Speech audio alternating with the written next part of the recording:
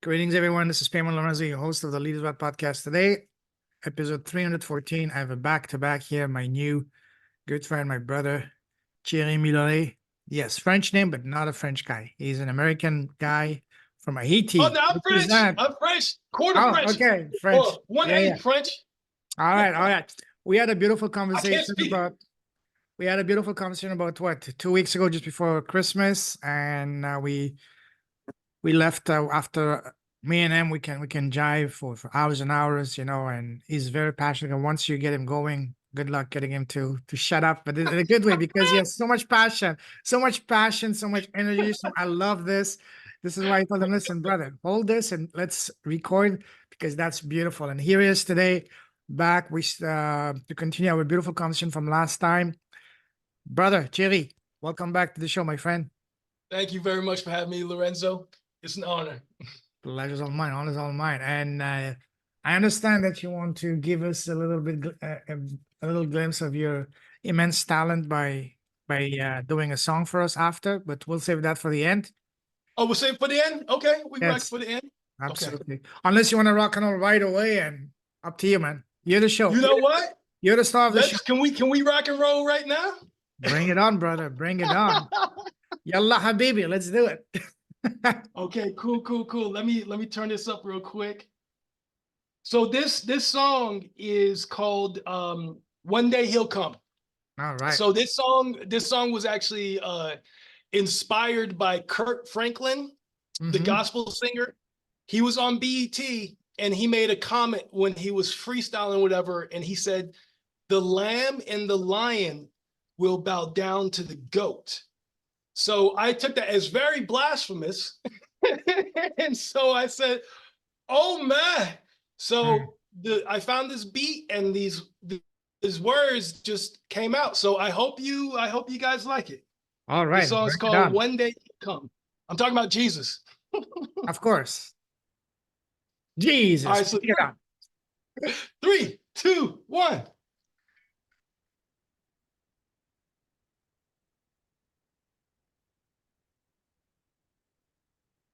La la la, la la la. A moment is in, I say amen, and then I start my day. You pray to God. Oh my God! I messed up. Hold on. Let's start this again. I done messed up. Hold on. Ugh. Please forgive me. Please forgive me. Jesus forgives you, my son.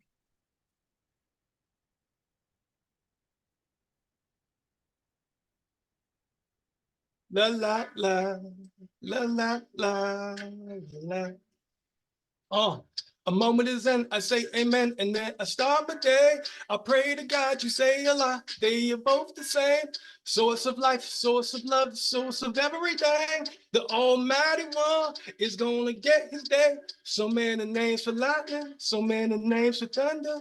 No religion or faith is better than another. You serve the Father, therefore you're my brother. I read the spell the doubt, we need to respect one another, yeah. Feel the glory, feel the love. 1 hour a week is not enough. Have no fear is what the good Lord said. And today is a great day to get to know him. One day he'll come and live in my life as if today was that day. Thy kingdom come, thy will be done. Yeah, we patiently wait. One day he'll come, I'm living my life as if today was that day. I'm walk by faith and go and praise his name as if today was that day. The lamb and the lion don't bow down to no goat. If you dabble with the dark, there's a place you gonna go. The Son of Man came to purify your soul. You can only serve a master, but you already know. Act like you work for the Father. Do the work of the Father. We gon' walk that narrow path while they walk to the slaughter. If you ain't with them, you against them, you get no love. And you gon' drink and you gon' get drunk off your own blood. Can't blame nobody but yourself, so own up. Sin stacking, more lacking, time to grow up. Spiritually is what I mean, or feel his vengeance. Cause when he comes, time's up, his wrath gonna get you. One day he'll come, I'm living my life as if today was that day. Thy kingdom come, thy will would be done. Yeah, we patiently wait. Hey, hey. One day he'll come, I'm living my life as if today was that day. I'm gonna walk by faith and gonna praise his name as if today was that day. Hey, hey. La, Whoa. la, la, la, la, la, la. One more time we say, la, la, la, la, la, la, la. Beautiful, beautiful, beautiful, brother. Wow. Thank you, thank you. Standing ovation. You Wow. know what happened? It was the glare from your head that blinded me, and I was like, oh, I messed up for a second. No, I'm joking. Damn, that's funny, bro. That's funny. That's funny. Wow, beautiful. Well done. Seriously, well done. Thank you, sir. Honestly, Thank you, honestly, thank you, listen, seriously. I love it. It's beautiful. thank you, If you thank have you. Thank if you have a CD, let me know. One of these Up to days, soon. It's all in God's hands, but God the willing. music's already recorded. It's I just lack with financing, but some way, somehow, I'm praying something will happen. Where there's a will, there's a way. Don't say you're lacking, just say it's a work in progress. You've placed your order, you've set your intentions, it's gonna come in There you due go. time, you know? I set the order with I purchased food at the store with no money to pay. Money's on the way, it's on the bank, money on the way, But you know what? In due time, it will Absolutely. pop off when it pops up. So that's from my album, my debut album, Cosmic Party, a story about partying, politicking, and preaching. So there's 27 tracks altogether. There's 24 songs and about like 3 poem songs, I guess you'll say. So it starts out like partying, kind of not too crazy. You know, it's actually something for the ladies in the beginning. Then in the middle, we get into like politicking, and I just and then I transfer over to the preaching, and then we rock with that. But yeah, thank you, thank you, thank you. Love that, love that, love that, love that. Wow. Amazing. You're really talented, man. Seriously. Thank you, thank you, This is thank not you. a compliment, this is an observation. So cheering for you, Well, brother. thank you, thank you, thank All you. right, beautiful. Let's get going. So we left off last time. Well, first of all, how are you doing today? I'm good. I woke up feeling like a superstar. I was like, I'm gonna be on Lorenzo. I was feeling real good. Awesome, awesome, awesome. Thank you. Now let's resume where we left off. So last time when we talked, we talked so much. It was beautiful conversation, but we barely scratched the surface of the surface of the surface last time. So let's resume from there. We talked about your background. We talked about your you know, let's continue there. So we were talking about you growing up and all that. Now the question I want to ask you is, we left off at what was your very first job? Oh, you know And do you what? remember? My And do you very remember? first And do you job. remember? And do you remember how much you got paid the first time you worked? Oh, I know exactly how much I got paid. My very first job was this place called Cliffs Amusement Park in Albuquerque, New Mexico, Mm. and I couldn't find my social security card, but they still let me work. I was 15. It was a summer job, and the season ended. And then I found my social security card and I brought it to the main office. Be like, all right, I'm ready to get paid. Go ahead and pay me. And they're like, no. They didn't pay me anything. They paid me zero. They They paid me worked for zero. free. So well, you know what? I guess my first job was slave labor. Or So they pay you cash? that's No. no, they paid me nothing. They paid me absolutely How nothing. long you worked And there you know for? what happened? I was only going to make probably like, let's say like 200 to 300 bucks. So it wasn't a whole bunch of Okay, money. but how long did you That work was there? How long did you work there for free?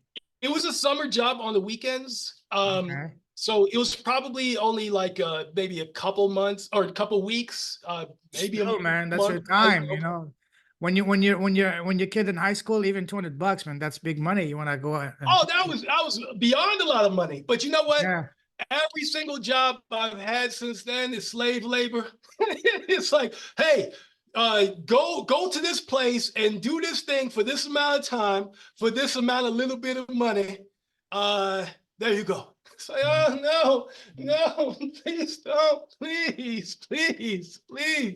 So my thing is with the music, that's my first real job where I look at it when I start making money with that. I've been in the game for like 16 years and it's like underground, but I'm a perfectionist. So I've been, kind of working on my craft, kind of building it up a little bit. It's the last 3 years, ever since 2020, that's when I started working on the album. So hopefully that will be my first job as opposed to forced labor. It's like, all right, your first go big and do payday, that. It's like, no. Well, it's all good. Awesome. Now, I think I already know the answer to this question, but I still want to hear it from you. Yes, sir. So growing up, and were you popular with the ladies? You know what? Yes and no. I was when I was young, I was chubby and I get made fun of a lot. Yeah. Wow. Yeah, I like to eat. But you know what? In high school, I got really strong. And like girls liked it when you were strong. And I thought I was the man. And after high school, I lost my muscles. I stopped working out as much. And it's I thought they liked my pretty face. Or Must be my the smile. personality. The smile. But it was that. So to be honest, no. No. That's no. That's basically what it is. Maybe one day, but no. It's but what's interesting, I study Vedic astrology. And anybody who studies Vedic astrology, my 6th house is Aries, and I have Rahu, I have Venus, and then I have the moon in there, and then the 7th house is Taurus. So something about the way everything is kind of put together is kind of saying you kind of have a crappy love life in a way, or an unorthodox love life. So it's I don't know. It's whatever. It's whatever. But I'll tell you one thing that's interesting.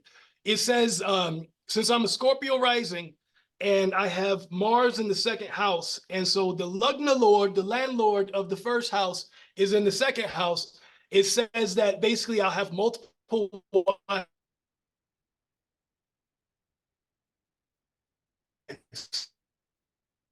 So I'm like, you know,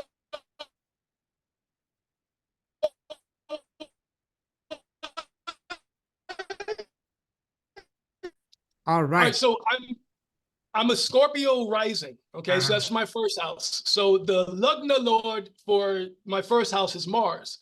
The planet Mars is in my 2nd house. So I was reading up on something that said likely to have multiple wives. So whatever that might be. Wives, holy smoke. Wait, So multiple wives at the same time? You know what? Maybe. I don't know. Does it mean you're gonna convert to Islam? Because Islam, you're or allowed Mormonism? to four wives, You're gonna have 4? No, you're allowed to have 4 wives at the same time. Okay. Well, the Lost Book of Enki, which is kind of if you read the Lost Book of Enki, you read the Bible, you're like, yo, these kind of connect. In there, they're allowed to have concubine. So my thing is this. As far as it goes, like with love and stuff like that, just being completely honest, that's a gift from God, to have another individual that likes you for you. So as far as that goes, that's all in God's hands, like whatever blessings he's given me, I've messed it up. To all the ladies out there who've had to deal with me, I apologize for being the jerk, for being absurd and ridiculous in any ways, for quite possibly being a douchebag. And that's that. You learn from your mistakes in the past. Absolutely. And that's that. So as a man, you get older and you wisen up. And you know what? It's good because you appreciate what comes your way when things do come your way. Absolutely. So Beautiful. Even if it was, as you said, Not the best. I'm sure they had a fun ride, you know, a wild ride. I You had a good I had time. a rhyme. I had a rhyme. I didn't really use it because it was kind of disrespectful to MC Hammer, who's the man, and upping up Alexander the Great, who couldn't even read.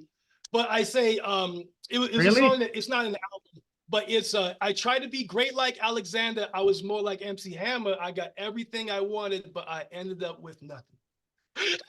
That's a good one. Yeah.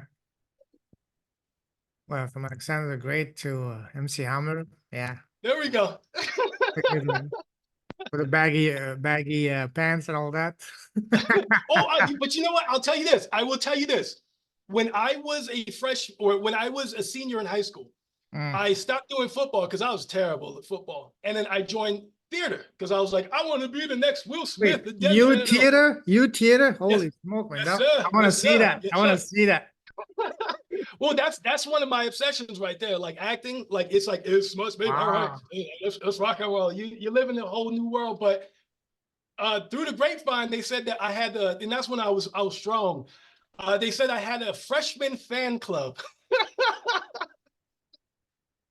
So I was the man. But you know what? I'm very extraordinarily picky and unreasonable with certain different things.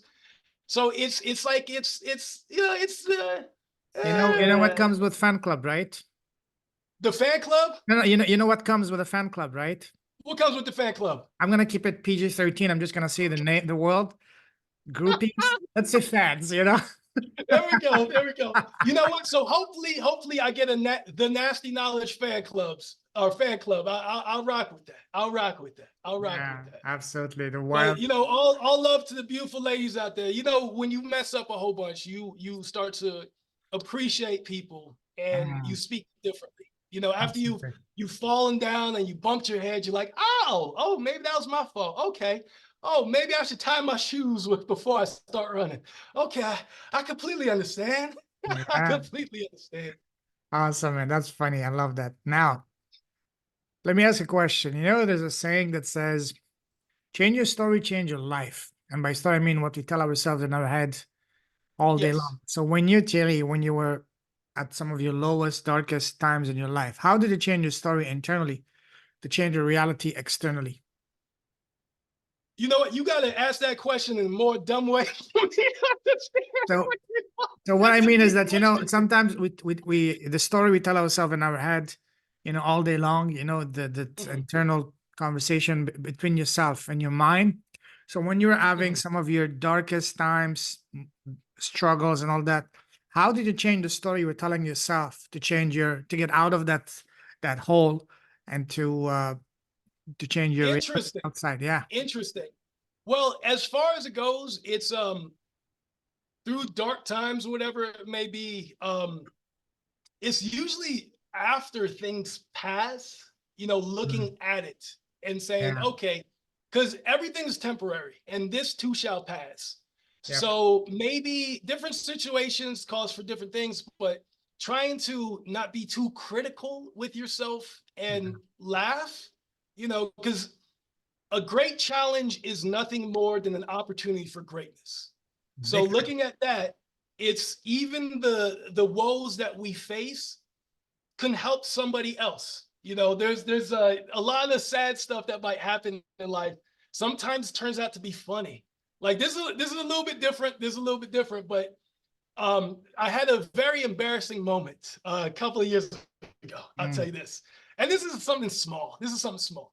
So I went to go watch a movie at the theater. And this was the Clint Eastwood movie, whichever one he had, where he was the mule. I think that's what it was. And I was so tired. I was working as a teacher at that time. And then I was going to sleep late, waking up early just because. And somebody had the audacity to build a dollar store next to the movie theater. So I thought to myself, I can go spend a fortune on candy there at the movie theater, or I can do the right thing and go get candy at the dollar store. And so that's what I did. And so I had it like candy wrapped up in tissue paper in my pocket. I bought my ticket And I go and I sit down, I'm watching the movie, and I'm watching the movie. It was a good movie. And I'm like, oh, I feel a little tired. I feel a little tired. I feel a little tired. I'm like, oh, keep it going. And then it felt like I dozed off. And then I hear this loud, like it was this helicopter on the screen. And I was like, oh, I must have fallen asleep, but awesome. I get to see the end of this movie, see what's going on. And after I see that helicopter, the lights turn on. And I'm the only one in the theater. And I have all this candy sprawled around my body. I snuck in. And it was embarrassing. Yeah, I fell asleep with all the candy that I snuck in. It's just all How around. did they get out of your, And how so did they get out of basically, your, how did they get out of your pockets? Somebody took them out? oh, I was eating it. I took it. I had a buffet. That's what it was. I stuffed the candy in my pocket and I pulled all of it out, and I was having a great time before I fell asleep with like gummy bears. Not gummy bears. I don't eat gummy bears. But with all this candy in my mouth, and I wake up and it was so embarrassing. I look around and they literally turned the sound up to wake me up. And I'm there by myself in the movie theater with all this candy that I snuck in. And it was just one of those things where it's like, oh, this is embarrassing. This is embarrassing. So I kind of wrapped up my little candy, put it back in my pocket. And I looked at the people there and I was just like, I hope they don't ban me for life. But then I was thinking, I'm like, you guys make a minimum wage. They don't pay you enough to care. And so I was too embarrassed to ever go back to that place. But that's a silly story, but it's one of those things where that was super embarrassing, but now I can look back at it and just laugh and be like, it is what it is. It is. You know what we used to do? But usually bad situations, I just cry and complain until it's over. But you know what? I'll say this. It's my way of dealing with stuff is, it's going back to the spiritual. It's like, well, this is God's plan. This is what's going on. Certain things that's happening in your life, and you just take it, I guess, and to the best of your ability, and you learn from whatever it may be. So I'm not going to say, oh well, when bad things happen, I just do this. No, I cry. I cry. I complain. I'm really good at complaining. And then later on, after I lick my little wounds, I look back and I laugh at certain stuff and I say, oh, okay. Wow. It's what it is. It's what it is. I've done when we're kids in high school, going to the movies, we would go at 2 o'clock in the afternoon on a Saturday. One movie was over. Before the movie was over, we'd sneak out and to the next movie. So we end up watching 3-4 movies in a day,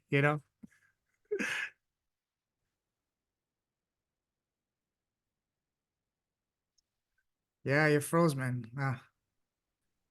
Yeah, so we had some fun times growing up in Toronto, and back then we had like on Tuesdays we had like reduced pricing. You could go watch a movie for like literally $2.50 back then, and mid-90s $2.50. So $5 back then in Toronto, you could watch a movie and get some Taco Bell. We had the Toonie Tuesday. In Canada, we have the $2 coins. We call them Toonies. So you have the Toonie Tuesdays on Taco Bell, and also at KFC. For $2 you could get a meal way back in the day. Oh, nice. So for $5 you could watch a movie. Well, we watched three or four. Making some food after. This is what kids do, Paid for that one. You at least paid for that one. Because you know what? In that movie theater, it would have just been empty seats. So you just happen to be sitting in one of them empty seats anyways. They need to make the theaters seem busy, to attract more business, There you go. Yes. That's funny. Yeah, man. Yeah. Wow. Let's move on now. Let's talk about. You mentioned two things that are really intriguing here. First of all, you mentioned that you're into astrology. Tell us about that. Yes, sir. Say what now? About astrology. Tell us about that. Oh, you know what? I've always been kind of interested in astrology. I used to study Western astrology just a little bit, and it's actually within the last year I studied Vedic astrology. And basically, I have my own system Mm. where I just take one system and another system and just put them together. But it's you have Vedic astrology, which I believe is the real astrology, mixed in with personology. So there's a guy named Gary Goldschneider who wrote a series called Secret Language of Birthday, Secret Language of Love, Secret Language of Destiny. And he was supposed to be a doctor, but he got into studying, I guess, astrology in a way. But personology has to do with the days. So like the 4 seasons, and he broke it down into like 48 weeks. So that's personology. And with that, you can see how you get along with other people. Like when you want to get married, you can look up, how you get along with, your future spouse. You can see who you'd be really good friends with. And then Vedic astrology, that has to do with the planets are moving in certain different directions and how that affects you in a certain way. So I took an online class and I learned a little bit more about that. But a lot of stuff that they were saying was like very on par. It's like, oh my, lions and tigers and bears, oh my. But one thing, if you only learn one thing about Vedic astrology, if you're not really interested and because I look at it as a science and you just want to learn one thing, learn what your moon sign is.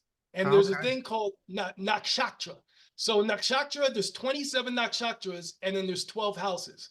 So the nakshatras are on top of the houses, if that makes any sense. So the best way to look at it, and this is just my interpretation, let's say that the box of ice cream is the house and there's 12 houses. And if you have Neapolitan ice cream, so you have the strawberry, the chocolate, and the vanilla, each one of those are nakshatras. And sometimes, like for me, my moon is Kritika nakshatra, but Aries. Mm. Sometimes the nakshatras might be in the previous sign. So if anything, look up your moon sign in the nakshatra and basically what it is, because the moon is mental. That's how you see the world, basically. So I looked into it and I was just very, very interested, kind of seeing how it goes. But I call it an astro ID card. Taking Vedic astrology and then personology and putting them together. So with that information, you can see who you are, how you get along with other people, and certain different things that's happening in your life. Because right now, there's a thing called Mahadashas, or I'm still learning, but it's you have the charts in Vedic astrology, and then you have basically this 120-year cycle. And depending on when you're born. Currently, I'm in my Rahu period, which is kind of like a roller coaster. So after Rahu ends, I'll go into Jupiter period. So that's in about 2 years. And so life will be a little bit different. But honestly, this is the last was 16 years of my life has been kind of a roller coaster. But what's really interesting is my Rahu period started when I got into hip hop, which was about 2007. So we'll see. But I think everybody should kind of look into it and kind of like, oh, this is interesting. Like a lot of people who you might be friends with, the Gary Goldschneider Secret Language of Love, snl.org or .com. If you just put in Secret Language of Love, they have a website. And so basically, and he passed away a couple of years ago. But the thing is, you're able to see how you get along with everybody just off of their birthday. So you can see certain people who you'd be really good friends with. You can Yes. check marriage. I'll tell you this. I wanted to test it. And there was this girl who I knew a long time ago. Not who I knew. I was introduced to this individual from like a friend of a friend for like business purpose. And I wanted to work with her. It said that my sign, because I'm considered like an Aries 3. So of the 48, I'm considered the Aries 3. And so basically, her sign with my sign, it said really bad for work. It was really bad for work. I would never ever work with her again. It was more of a learning lesson. And a lot of stuff that they say is like really, really on par. So Mm. I don't know. I look at it as a science, and I bring it up and I say, please lie to me, please lie to me. And when everything's kind of lining in order and telling the truth, it's like, oh, this is very interesting. And another aspect, I guess tertiary, not really primary, secondary, but tertiary, is a thing called destiny cards. So Mm. if you take your, there's of the 365 days, each one is based on like a card. So the first day of the year is King of Spades. The last day of the year is actually the Joker card. But it will go from King of Spades, King of Spades, Queen of Spades, Jack of Spades, all the way down. And then it'll go into diamonds, it'll go into clubs, and then it'll go into hearts.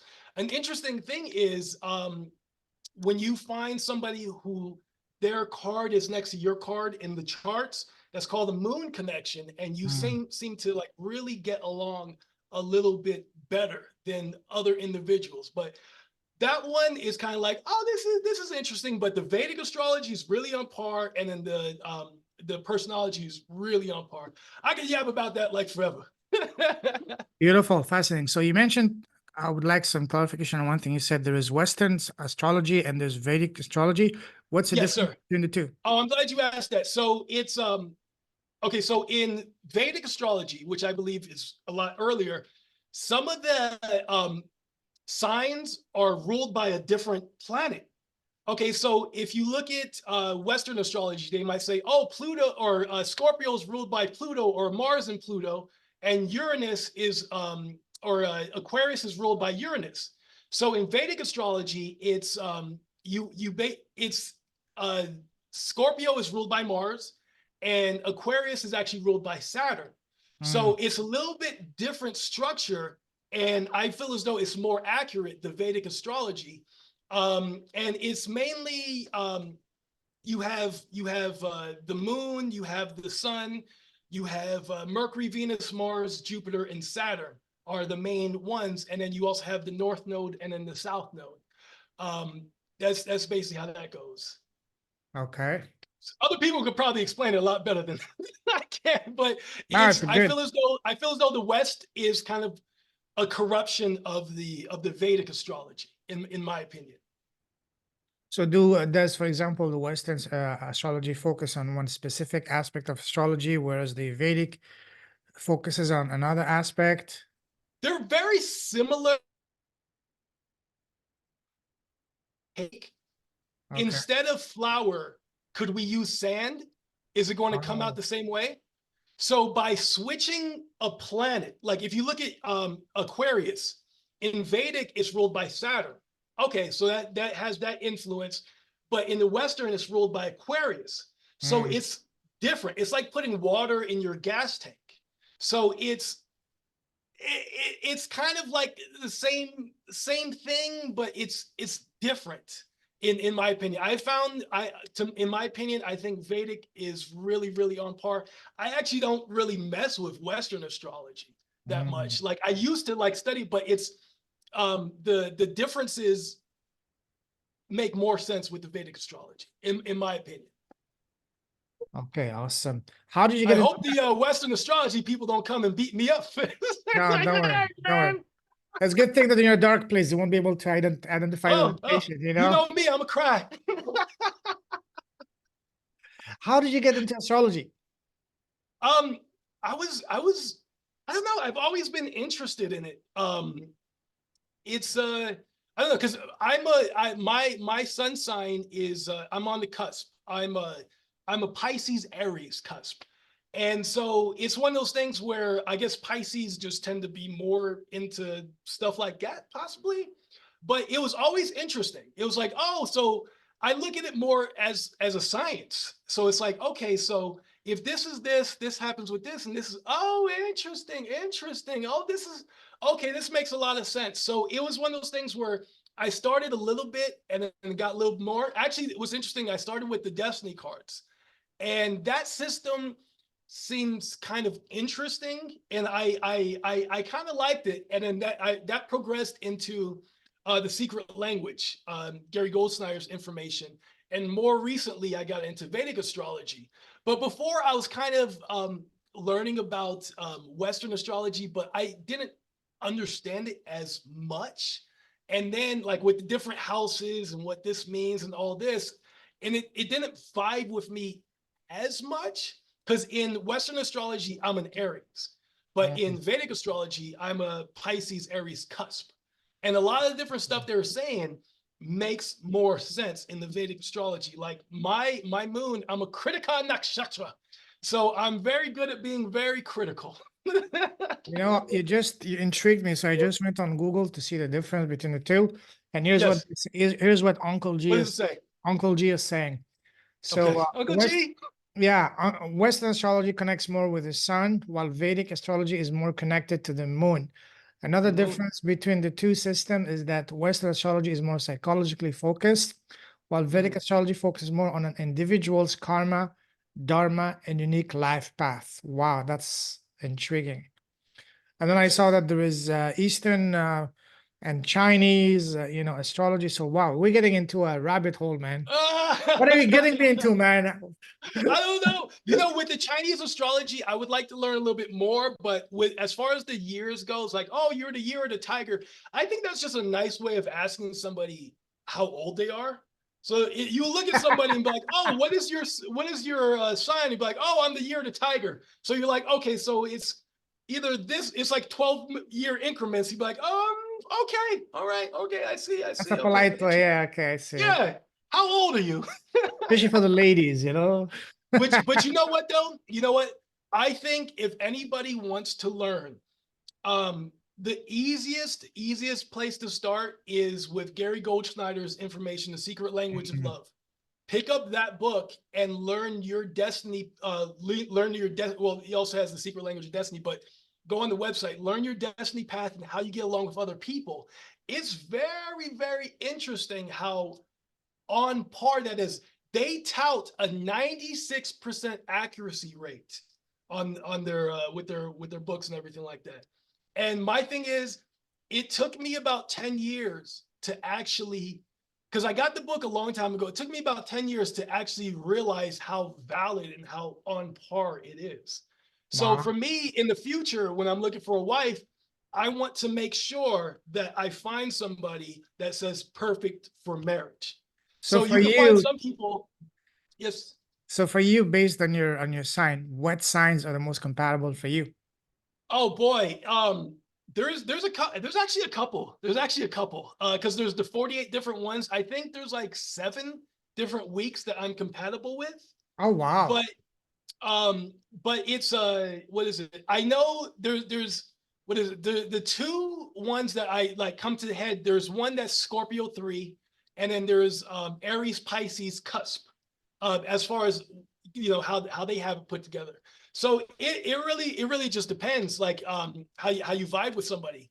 Because there's some people, like when I was working on this app, and it's sometimes you fail at something, but you learn. So I was working on a dating app called Right One. I don't know how to code. I don't know how to do any of this. I was literally taking this information and mixing it with this information. But I got some mentors. And one of my mentors, his birthday with his wife is showed for best friend. Now, he was a 10 of diamonds. I'm also a 10 of diamonds. And his wife was a jack of clubs. 10 of diamonds and jack of clubs are like the best match. And he said he was married to his best friend. It's like, oh, interesting. The other gentleman, I looked up their birthday. I think it said worse for marriage or worse for love. And they were in marriage counseling. And he was telling me, he was like, I don't care what people say, marriage takes work and blah, blah, blah, blah, blah, blah. It's like, well, you want to get with somebody who you are compatible with, because in Vedic astrology, the mind is mental. It's how you get along, the way you see the world. So one of the things I want to point out in Vedic astrology, it's sunrise to sunrise. So you know how some people might be born at midnight or like at 1 a.m.? That's still the previous day. It's not until the sun actually rises that it's a new day. So what if you were born, say, for example, me, I was born right before midnight. From what I understand, my head came out on the 17th of October and the rest on the 18th of October. So technically I can You're say still I have 17th two of October. birthdays. No? No, you're still 17th of October. Ah, damn. I Because thought I was unique because I had two the birthdays, you sun know? was still set. The sun was still set. So if you were born near sunrise, then that might be a different story. You know, that's possibly like a day cusp. It might be. You mean But like I find a lot of this stuff to be super duper interesting. Like you can like because right now, so you have the north node and then the south node. In Vedic astrology is called Rahu and then Ketu. So Rahu's the head and Ketu's the tail end. So right now, Jupiter, the planet Jupiter, is in Rahu, is in Rahu Ashwini. So for me, my Rahu is Ashwini, and now Jupiter is in there. So this is supposed to be a really beneficial time for me. And on the 14th, I believe, Mars will be in the same nakshatra that is in my birth chart. And so it's like, oh, interesting. But I'll tell you one thing. There's a thing called Rahu return. So it's about every 18 years or so, you have like a reset. So that's when the North Node is back to where it was when you were born. So that's supposed to be like a new beginning, a new way of life that I think is pretty interesting. So you might have some. It's with Vedic astrology. It's continue to learn. You don't like learn it in one day. It's a process, but I believe that a lot of the information or all the information for the most part comes from the Vedic scriptures, the Hindu scriptures. So you can look back into that and be like, oh, okay, let me learn this, kind of see how that goes. So for me, I would really like to study more and to make this more commonly known so people understand. One of the main things is in Vedic astrology, they have the Kundali matching, which is basically you take somebody's chart with your chart and you kind of see how they go together. And maybe that's on par. Some guy was researching it and he was like, he researched 200 people and he was like, they seem to all have a good marriage. So maybe this information wasn't correct, because in India, there's a 1% divorce rate. And so it's different culture than America. sure. Where I guess they frowned upon divorce more so. Big time. But for me, mixing that information with the Gary Goldsnyder information, we could probably get divorced to maybe 0%. But as far as it goes, you go find somebody with whose week is good for friendship with your week. Chances are you'll really get along with that person. So that's fascinating. So what information do you need from someone to assess whether the person they're with is a good match or no? You just need their birthday. So you just need the birthday and the time that they were born. So the time that they were born, that's more so for Vedic astrology. And some people be like, oh, I'm like you're saying, I'm born on the 17th and my body was born on the 18th. So if you were born an hour or 2 hours later, you might be like, oh, I'm born on the 18th, but really it's the 17th that you were born on. So if you know if somebody's born during the day or at night, near sunrise, sunset, just so you know what day they were born, you just need the day, basically. So if somebody's born smack in the middle of the day, you just take your birthday and then the other person's birthday, and then you just kind of see how it goes. But it should be secret language of love. SLN networks or something to that degree. But the way this guy did it was he put a lot of work. I think he researched like 20,000 people. But for me, it was so on par. A lot of the people who I'm friends with, it shows great for friends. A lot of the people who there are two individuals who it says worse for it says ideal for and worse for, and said worse for business. It was very true.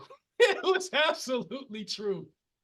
Fascinating. You know, you could build a business around that for, specializing in relationships, counseling people. Hey, before you get involved with someone, before you tie the knot and all that, come to daddy. so to speak. Come to me, and I will tell you, I will give you my blessings. And then you can give him But a song. so You can give him a Jesus song, and hey, you could package like a beautiful. Seriously, I might be joking, but no, hey, I hear you with that. My thing is this though. For me, I feel as though, and this is just, I hear you with that, and that's probably where I suck at, because with this information, this is like coming from like the universe. So I don't think I would be actually able to charge anybody from it. Like I would love to help people and like toss and basically give the information. It'd be more like charity. Be like, oh yeah, I got you with this. I got. Let me help you out with this. The more I learn, because I you feel can there's charge for still this. so much more to learn before I can be like, even attempt to charge. But even then, I don't want to charge, because it's it's the information from the universe. It's almost like if you know about like people doing tarot cards or anything like that, which Yes. I believe are true. Um, I don't think there's anything wrong with tarot cards if you're using it to try to help somebody out and you know what you're doing. Mm. But it's one of those things where it's like that should be more so a gift. And if somebody wants to help you out, awesome. Because what if somebody wants to know about their relationship with their spouse, but they don't have any money? And I'm like, oh, this is a business. Get out of here. So it's one of those things where it's like, I didn't come up with this information. Like I can just point to you and be like, oh, well, check out this, and check out that, and rock and roll. So at that aspect, I kind of suck. That's as far as that. But Wow. that's all right. That's all right. Wow. Fascinating. There's so many topics we can take this, but you also mentioned that you had a out of body experiences. Tell us about that. Yes, sir. Yes, sir. So that's one thing that I started researching. So as far as it goes, so there's 7 years old, 11 years old, and I'm currently 37 years old. Okay. When I was 7 years old, and this all connects, when I was 7 years old, it was probably like a Saturday morning, and when you're in the covers and it's so warm, and you're like, oh, this is so warm. So I woke up and I didn't feel like getting out of bed. I was like, oh, this is so warm. So what I did was I continued to lie down in bed.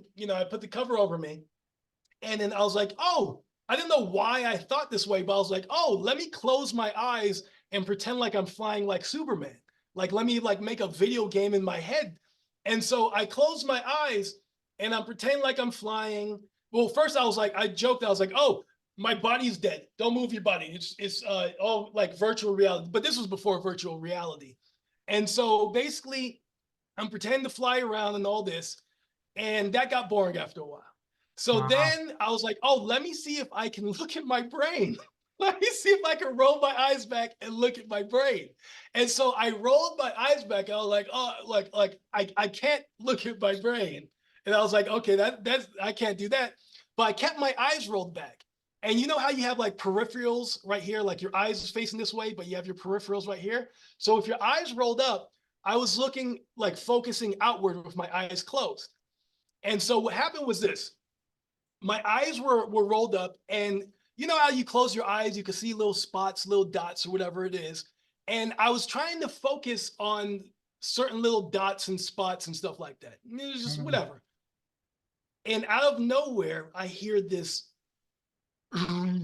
like this train earthquake sound.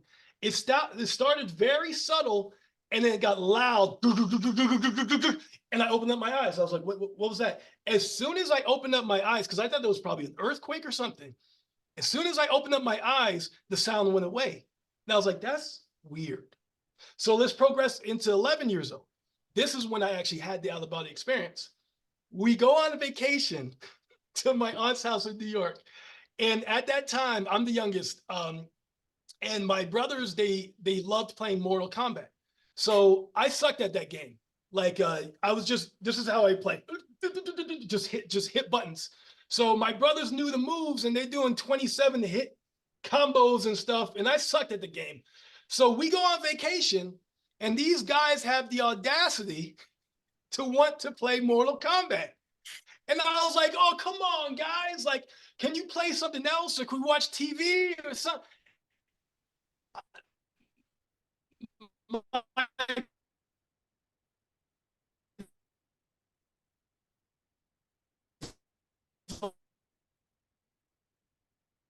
wanted to play Mortal Kombat. Yeah. And at that time, all they did was play Mortal Kombat when we're at home. So like we couldn't watch TV on the weekdays, but on the weekends and anytime they could be playing it, they were playing it. So I was fed up with Mortal Kombat, especially since I was terrible at that game. So I told myself, I was like, I would rather roll my eyes back in the back of my head and stare at that, because that would be more entertaining than this. I was actually a little upset. I was very upset.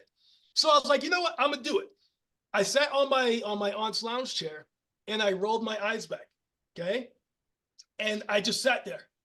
And so the thing is, a little bit of light comes out right here. So I decided to roll my eyes back a little bit more. Instead of bringing the eyelids down more, you know, the eyes are closed, I was like, I rolled it up like that. And let me roll it up more to alleviate any light from coming up. Okay, cool. So I'm sitting there and I was just mad. I was just mad. And so my eyes were rolled back. And and first thing that happened is you start to itch a little bit, like just random, you know, just a random itch. And I was so mad, I was like, I'm not even going to itch. And so the itch, in certain spots, you know, disappeared. Then I heard the same thing that I heard when I was 7.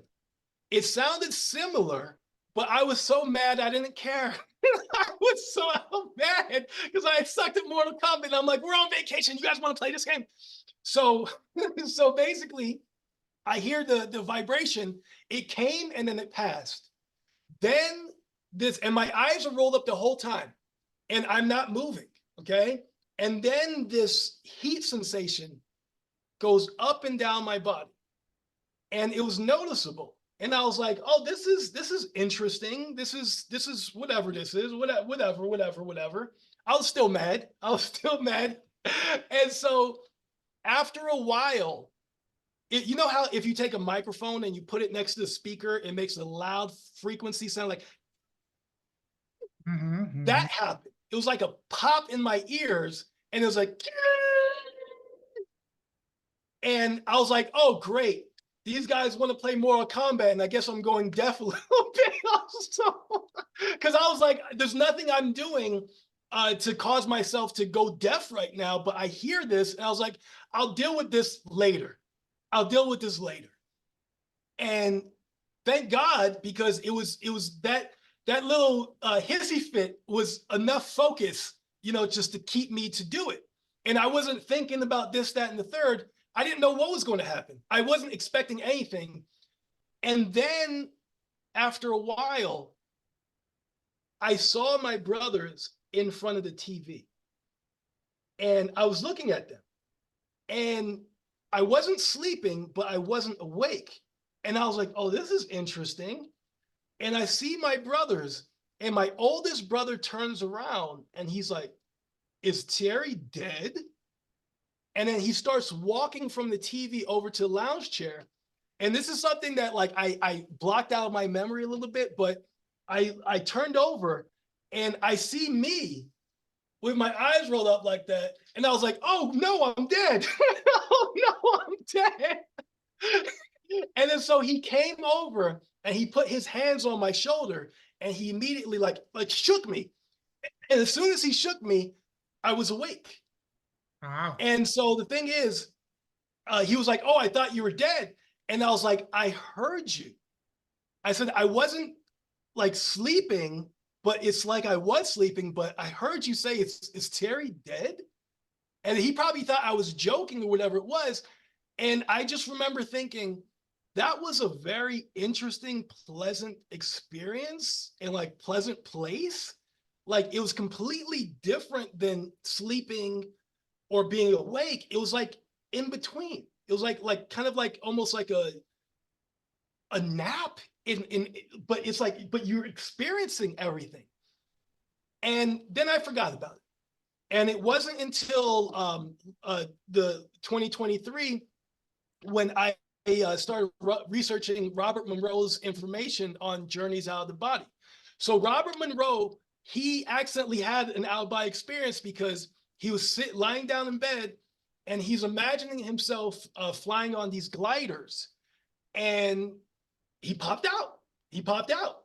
Now, my thing is, maybe he was lying down and then he was like thinking, like, you know, if you're flying a glider, like, and your eyes are up, but if you're lying down, his eyes must have been going this way, I assume. So he wrote 3 books, the Journeys Out of the Body, Far Journeys, and Ultimate Journeys. I read all of them. In Journeys Out of the Body, he explains in chapter 16 and 17, I believe it is, he explains the process of how to have an out-of-body experience. The way he does it, he says, he lies down and you want your head north. When I was doing it, I was on the lounge chair, okay? My head was facing up. But he says, lie down with your head north. And he said, eyes closed, don't move. But imagine something like an apple or something. And you just focus on that. And basically, until it like fades away or whatever, but you're allowing your body to fall asleep. It's in between the zone of almost being asleep and being awake, okay? And so what happens is, after you imagine this ball in front of your face, okay? And he was talking about the axis of the body, which is basically the center line of the body, like a foot above your head, and then 3 feet, and then 6 feet. Then what he does is you take this ball and you imagine it going like kind of behind your head a little bit, behind you. So if you're focusing on this ball, like even with your eyes closed, the ball's here, the ball's a little bit further, the ball's a little bit further, but once it goes behind your head, where do your eyes go? They go like this, okay? So I was connecting it and reading his material, and I was like, oh snap, I had one of those. I know what that is. That's crazy. So it's one of those things where I'm by no means an expert, and hopefully sometime this year I can, you know, relax myself a little bit more. And it's just the dedication. Like it's maybe I just lack discipline, but once you do it, it's almost like not being able to drive and being able to drive. Once you're able to drive, you know what's going on. Mm-hmm. So for me, it's one of those things where once you do it, it's like the sky is the limit. So it's like, what kind of interesting things will you see? And in 2022, October, that's when some 3 people won a Nobel Prize for proving that the universe has no central location. They basically proved that we live in a holographic universe. Same thing that the people in the East were saying. So we're literally photons of light in an electromagnetic field. I think, therefore I am. You see what I'm saying? But I also caught on to this thing. There's a guy named Paramahansa Yogananda that wrote this book, Autobiography of a Yogi. I heard this: when Steve Jobs died, everybody at the funeral got a wooden box with a present, with a book inside of it. That was Autobiography of a Yogi. To my understanding, I guess he read that book every year, I believe, since he was 19. Yes, I heard about that. Yes. He would read it again. So there's a thing I want to share with you. It's what is it? So there's this video called Paramahansa Yogananda Goes into Samadhi. And the channel is Ananda Sankha Worldwide. So it's ANANDA. And the next word is SANGHA, and then space worldwide, WORLDWIDE. And Paramahansa Yogananda goes into Samadhi. So he says, he says, now I will go into a state of super conscious bliss. Okay. And he says, by lifting my eyes, and he says, higher and higher into deeper relaxation. And so basically in the video, his eyes are just like that, okay? Just rolled up. So from my understanding of my experience at 7 and 11, all I did was roll my eyes back and not move. That's all I did, okay? And Yogananda is basically showing the same thing to go into Samadhi, and Robert Monroe's talking about out-of-body experience. Now, because I'm a Jesus-loving Buddhist, so I'm the president of Yes, God Bless. So we are a Buddhist fusion religious organization. So one of the things I would like to teach, and I'm in the process of researching it right now, is basically Samadhi, which is the 8th step of the 8th-fold path in Buddhism. So Samadhi, to my understanding, is an out-of-body experience. So if you get to a point where you say, okay, because it will possibly, because I did it accidentally and I was like, oh, but once you get into a phase when you actually do it, it will change your life. So I'm to that point right now where I'm basically, I don't know if I've just been lazy, if I just need to dedicate myself more, but it's like, okay, so now I have the tools. Okay, so I'm going to eventually get to the point where I'm going to start doing it. And I think when I start doing it, I'm going to actually enjoy it a lot. But that's basically that. And what's interesting is the military, the US military, studied from Robert Monroe to learn how to do remote viewing. Remote viewing, Samadhi, out-of-body Yes. experience is all the same. Astral projection is all the same thing. Mm-hmm. So for me, I feel as though that is the eightfold path of Buddhism, because Buddhism is Buddhic. It's basically the astral realm. You know, understanding more so of that, realizing that I am more than my body. So it's one of those things we get afraid of. It's fear that holds us back. Fear of death, fear of the unknown. But from Robert Monroe's books, you can't be hurt. You can't be hurt when you have an out-of-body experience. And it's interesting because you could see, you could travel to different dimensions. You can see the future. In some cases, you can see the past. You can transform in a certain way. Now, the only thing I have to say is out-of-body experience is 99.9% safe. The same way walking over a bridge is 99.9% safe, but if you decide to jump over the bridge, you know, you're going to die. So my thing is, the only warning is, it was chapter 15 in Far Journeys. That was his second book, I believe. Because I get Far Journeys and Ultimate Journeys mixed up. But in one of the books, he was talking about, he wanted to see the source of where he comes from. Okay. So what he did is, and he was able, because he calls it the second body. So when I astral projected the first time, I was in the second body. So there's a way of going into the third body, which is a little bit different. It's like a deeper relaxation or method. So what he did was, he wanted to find the source of all creation. And so he ended up going back further and further and further, doing something. And basically he ended up to a point where somebody in the book, he felt like he was drowning and he was like, oh, nothing can hurt me, whatever. And he ended up going to the emitter. He said there was no big bang. There was no big bang. Everything comes from the emitter of light, of the projection that we consider life, if that makes any sense. Yes. And the way he's explaining it, like, is like, he was like, oh, it feels so real. Life feels so real, but this is an illusion. Okay. Understanding that.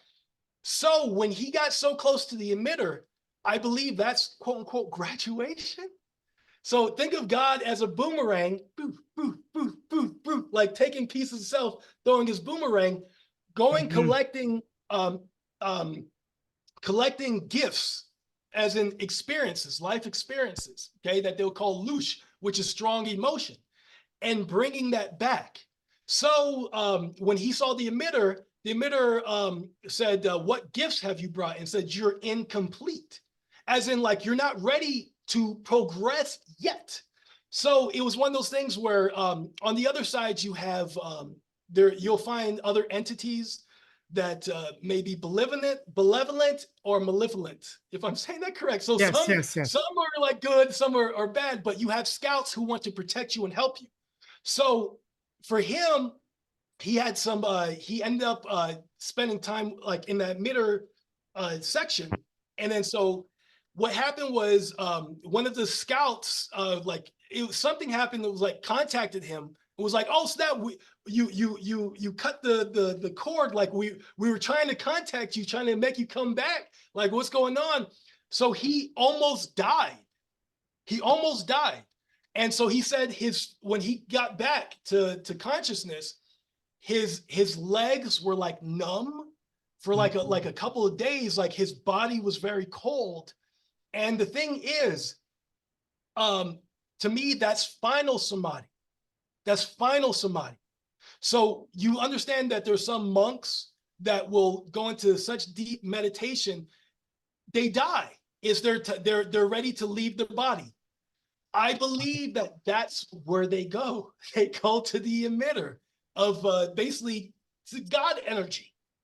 And so they go back, back, back, back, back.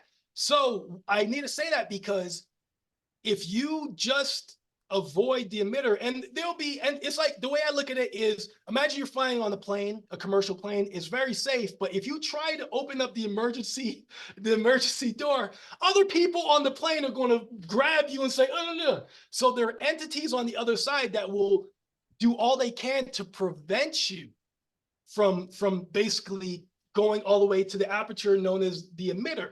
So it's but the thing is, he was way more advanced than a lot of other people.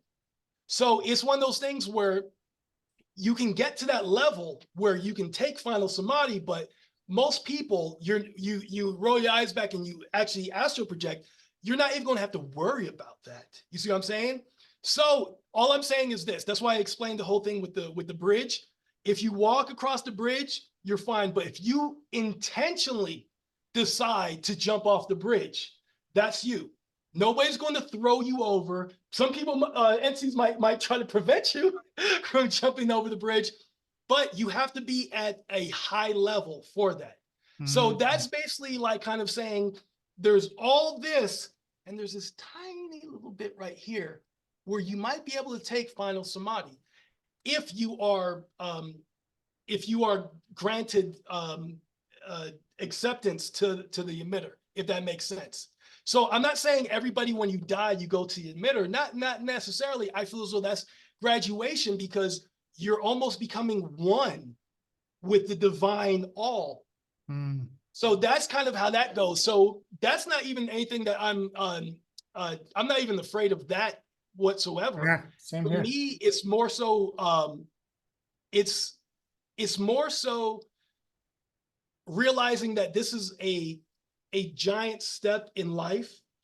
And once you do this, a lot of great things will happen. And for me, it's almost like I'm telling myself, I'm like, why not? Like, what's the holdup? What's going on? What's going on? But eventually I'll get into it. But there's a part in there where he says, Robert Monroe says, I forgot which book, but he had an out-of-body experience, and I believe this was Ultimate Journeys, and he goes into the future. But one of the things he did was he basically rose up and he sees the earth as a giant sphere, and he even tells himself, he's like, this is just like going to sleep. And he was like, I don't even know what I was afraid of in the beginning. You see what I'm saying? So he was granted access to the future, a possible future, the year 3000, around there. And it's called H plus, human plus. Human plus is basically, if you've ever heard of the transfiguration story in the Bible, where Jesus is on the mountain. I believe he's with Peter, James, and John, I believe. He was with 3 of the guys. And what happens is Jesus straight up turns into a light orb, just turns into a light orb, and Elijah and Moses appear. Even one disciples was like, oh, should I like make a place for like the other 2 guys? And they were chatting, like they're communicating. I assume they might have been speaking Hebrew. But basically, Jesus turned into a light orb. He said everything he can do, we can do. So Robert Monroe, it was chapter 15 of Ultimate Journeys, okay? In there, that's when he meets the future people. And it was one of them he knew, like, because he'd done like soul journeys. It was like, oh, that's BB is the nickname he gave the guy. And there was a lady there also. And she was commenting because Robert Monroe would say, he passed away, but he would say, we are more than our physical body. And she was joking, and she was like, yeah, we have to tell the younger ones, you are more than just an energy body. Like, you have a regular body also. But what happened is he was able to experience life as a leaf on a tree. Wow. He was able to experience life as a cloud. He was able to experience life as like a tiger, like it was like a lion or a tiger or something like that. And he was able to experience life as a fish that was like about to get eaten by a bird. And so it's one of those things where you, how do I say, you're not the alpha and the omega, but you're at least the letter. You have that divine energy in you. So basically, as far as it goes with yes, yes, God bless, that's the research we want to do. That's what we would like to teach eventually. So I feel like a hypocrite because it's one of those things where it's like, just shut up and do it, man. Just shut up and do it. But I'll tell you this, there was this lady that was talking about out-of-body experiences on the internet. And she was like, oh, these are bad, blah, blah, blah, blah. I was like, nonsense, nonsense, nonsense. You can use a hammer to build a house or to break a house down. You see what I mean? So nothing has more power than what you give it, okay? And so here's the thing. If you decide to be bad on the other realm, your physical body will die one day and you're going to get to go to hell. And so basically, she said that this lady was praying to heal somebody else, and she had an out-of-body experience, and she was able to heal someone else. Oh. So it's one of those things. If you look up, I think it's Gateway Experience CIA, because I forgot the name of it, but in 2003, the United States military released a document on out-of-body experiences, basically saying that the source, God, the Judeo-Christian God, Israel, the source of all, and they're saying all these different things that you can do, which is amazing, amazing, amazing. So I must say, because I studied hypnosis also. Wow. So if you self-hypnosis, so if you are a heavy meditator, okay, so my mantra, not my mantra, but the mantra that I learned is the most powerful mantra in the universe is Om Namah Shivaya. So Om is the sound of the universe, and then Namah Shivaya. So it's, I believe, Na is earth, water, fire, air, and then Ya is ether. So it's basically Metatron's cube. So that's the name, the six syllable name of God, Om Namah Shivaya. Wow. So if you are a heavy meditator, which one day I would like to be, you'll vibrate a lot at gamma, which is the top. But right now, how you are and how I am right now, this is called beta, okay? When you close your eyes and you relax just a little bit, that's alpha, okay? There's different levels of alpha, like there's like 3 levels of alpha, but like you relax yourself. And the thing is, for hypnosis, self-hypnosis, this is how it works. So let's say, for instance, you want to say, I want to exercise more, okay?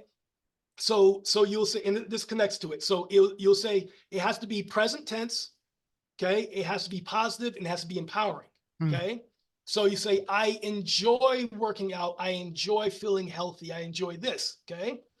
So you close your eyes and you already know what you're going to say. You can pick like a sentence, 2 sentences.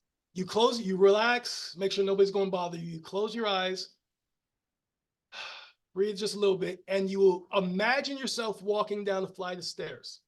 So it's not necessarily the visual, you counting down, okay? So more of the counting, and count in your head.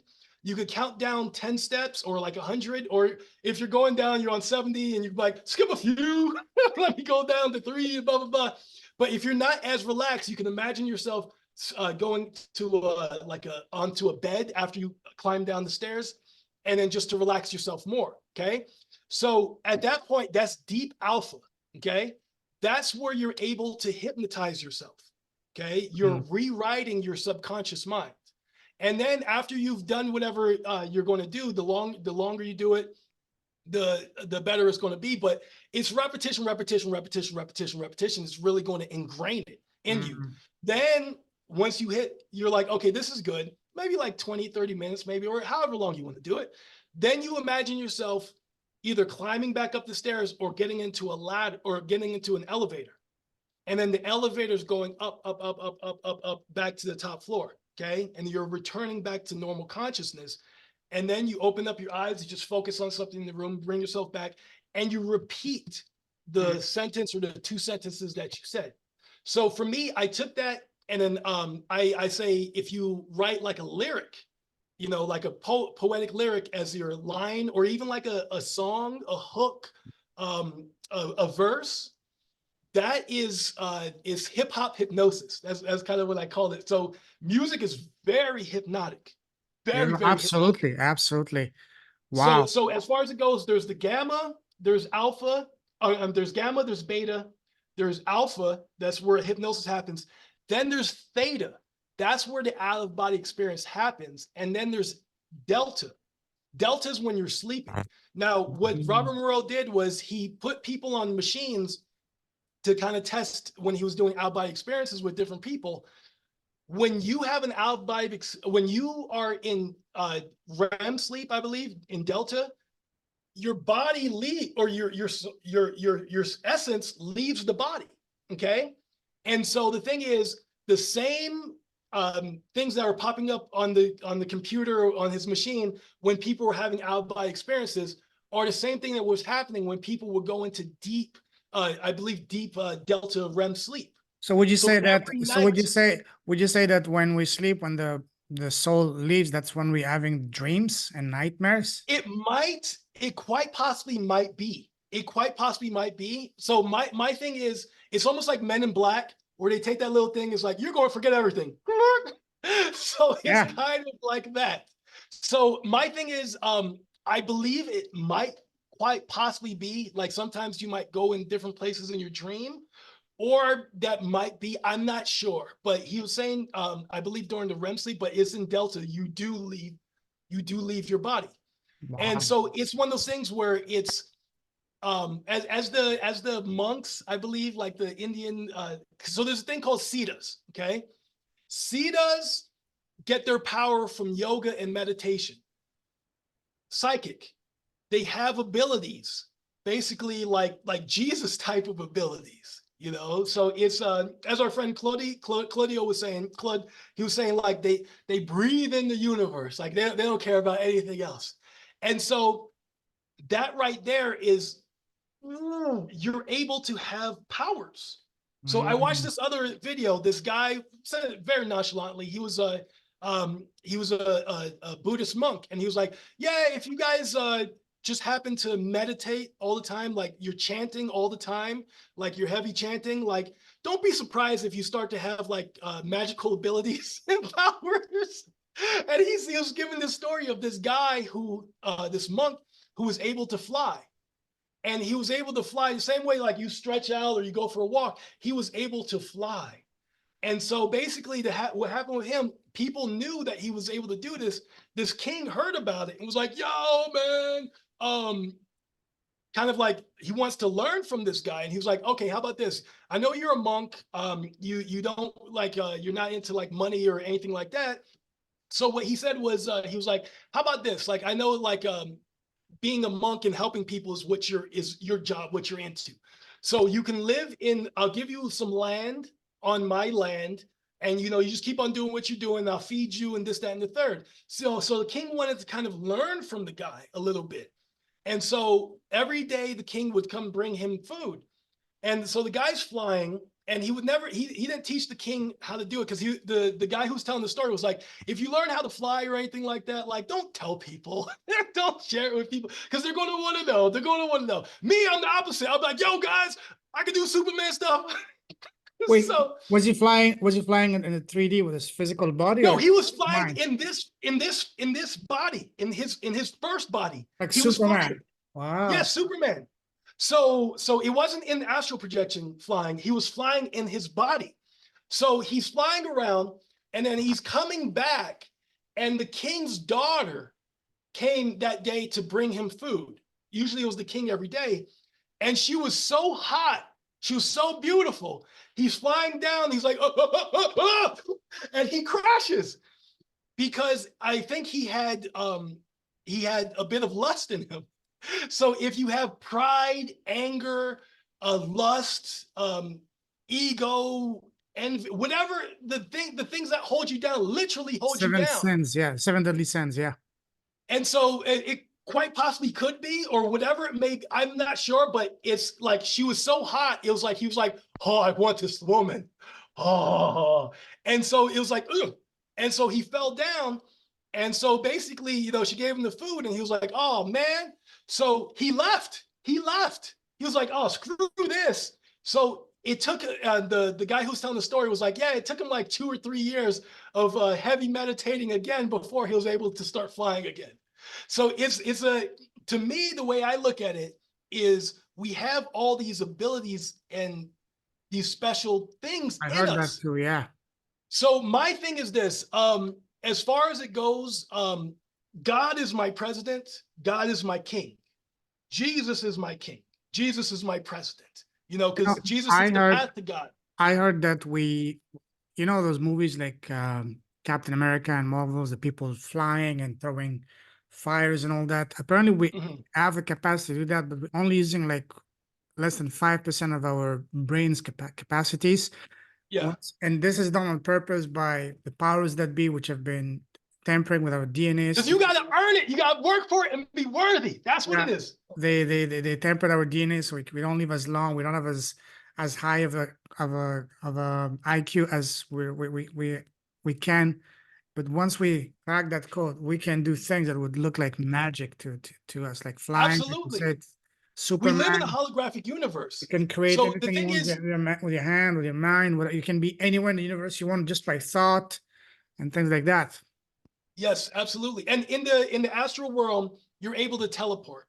and You're manifest able to anything you teleport. want. Yeah. Wow. So the thing is, it's almost like, think of a bodybuilder. Nobody gives them that body, they earn it. They earn it. You So do it's the one of work. those Yeah. things where if you realize that this is possible, you have to work for it and be worthy. So the people who are Cetas, they basically, that's like Christ consciousness. We all have Christ consciousness. So Jesus was talking about that. So in Yes, Yes, God Bless, it's love is our law and science is our religion. You see what I'm Mm. saying? So understanding that this is a possibility, this is what you can get to if you work and you're worthy of it. But not a lot of people know that this is a possibility. I'm nobody. I don't know how to do any of this, but if I do learn, I would love to teach other people how to do it. But it's one of those things where it's like, there's many possibilities, many possibilities. Yeah. So if you think about it, I love to compare it because you have, especially in like Hollywood, in the music industry and stuff like that, you have people who are selling their eternal soul for whatever it may be. So it's almost like the story of Aladdin and the genie. Remember, Aladdin was a thief, the 40 thieves. So he wasn't necessarily a good guy. And the genie, so if you look at Manly P. Hall's work, he mentions something about sorcery in a sense, and he talks about, and he's not saying, "Oh, do this." He's just kind of saying, "Oh, this was this book that was banned, but let me tell you everything that was in this book." And so basically, you can draw a pentagram and do all this crazy, this get these materials and all this to summon this entity. I guess like it's a positive entity, but when you flip, if you make the pentagram upside down, that's when you will get the bad entities that are like the jinn. You see what I'm saying? Mhm. So it's all for ego. Remember, Jesus didn't do anything for himself. Yes. or he said, I'm nobody. He was helping out other people to get closer to God. That's what he was doing. That's why it's so amazing. So the thing is, Beautiful. these people, they have the upside down pentagram and they summon these demons. But here's the thing: the demon's always going to be smarter than you. And who's to say that they're not already psychic? So you make a deal with the demon, which you should never ever do. Absolutely not. Yes. Ever. So the thing is, these people make a deal with the demon, and the demon will give them whatever. Like I laugh with Aladdin because Genie probably tricked him and said, "Oh, you can only get 3 gifts." Yeah, sure. No. You in business, you don't get what you deserve. You get what you negotiate. So the thing is this: at least, and this is what Manly P. Hall was saying, at least once a year, annually, you need to make some sort of blood sacrifice. So if you look at like the Mayans, the Aztecs, like how they're talking, if you look Apocalypto, Mel Gibson movie, where they're doing the blood sacrifice, I think that's what that is. Because nobody wakes up and says, I feel like killing people today. So you have to make it, you have to give that sacrifice, or else you will be the sacrifice. So wait, Never make a deal. they have to kill someone. They have to kill someone they know, or someone random person, or how does it work? Whatever it may be, because it's one of those things where he didn't get into too much detail, but it just says at least annually you have to make a sacrifice, a blood sacrifice. So some people, from what I heard, some bad people out there get into top positions and whatever it is, and like every full moon, plus or minus 3 days, they'll be doing some of this nefarious stuff. But here's the thing: when you die, oh boy, you're done. You're done. I want to tell you a story real quick. It's I met somebody who went to hell. He told me, and the thing is, that girl who I was telling you about, that I tried to do some business thing with her, and like it didn't work. Like I think she took advantage of me. It was okay and worth it because I learned, and I got to speak to this guy. His name was Austin. Really cool guy. He told me that he used to not be a good person. I'm thinking like, what do you mean? You're a cool guy. He's like, he said he wasn't a good guy. And something happened where he died. Okay. And he wasn't dead for too long. Like they were able to resuscitate him when he was in the hospital. But the thing is, he died and he went to hell.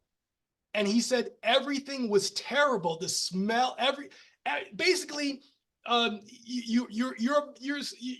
suffering. You're suffering down there. And he felt, I think he was only dead for maybe a couple minutes, but he was like the minutes, the seconds felt like years. Time is relative. It felt like years for him. Okay. And it was not until he called out to God, God, please help me. That's when he's on the, not saying that everybody like, well, God is the only way you're going to get out of hell. But basically, not to say everybody who dies is just going to be resuscitated on the hospital bed, but he was. So he was resuscitated. And I'm thinking maybe he thought, oh, I played the system. And God was like, nope. Boop, dipped him right back. And then they resuscitated him again. So he said he died maybe like, he flatlined like maybe like 4 times, I think it was. Wow. And it was after that last time he finally got it. He finally got it. And the thing is, when he was telling me he used to not be a very spiritual, like now he's spiritual, but he used to not be a good guy. He said now he's more spiritual. He had a chain, a simple chain with a cross on it. And he was holding the cross, like almost to say like God save me, God save me.